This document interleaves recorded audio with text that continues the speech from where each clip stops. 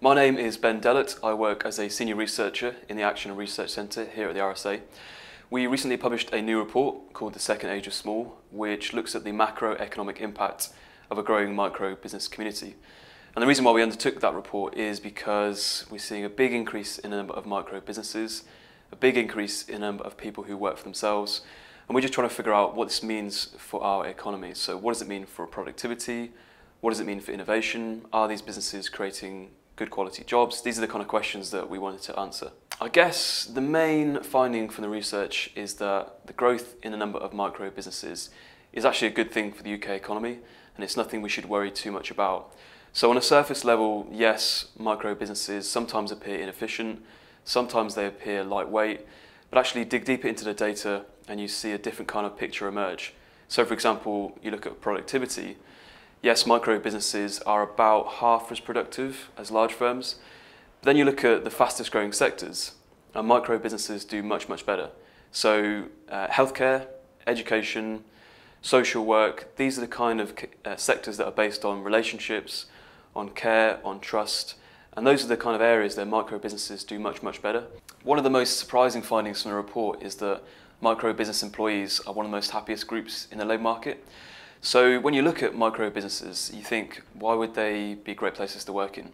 They pay less on average, they have less benefits in terms of extended maternity pay and pension coverage, but actually the data shows that micro business employees have greater loyalty to their organisation, they are more satisfied in terms of their autonomy and their involvement in decision making, they have better relations with their management, and they're also more satisfied with their pay.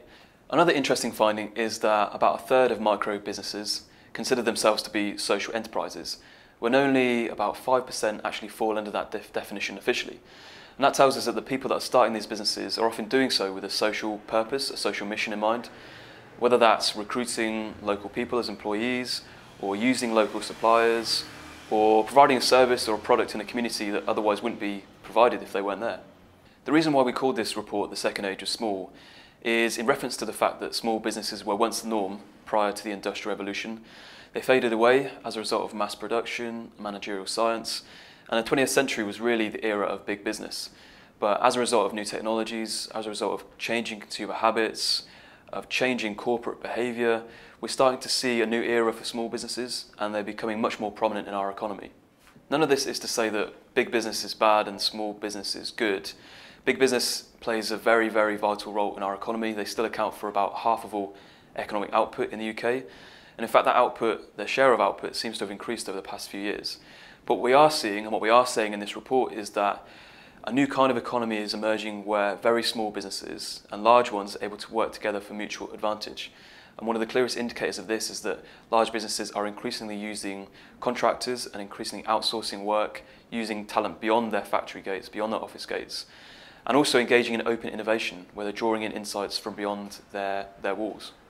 We put forward some questions at the end of our paper for future research, things like, how concentrated do we want our economy to be? What's the ratio of small firms to large firms and the balance of power between those two groups? How do we deal with sharing economy platforms? On the one hand, they're opening up markets to millions of micro businesses, but on the other, they're the gatekeepers and they often control prices.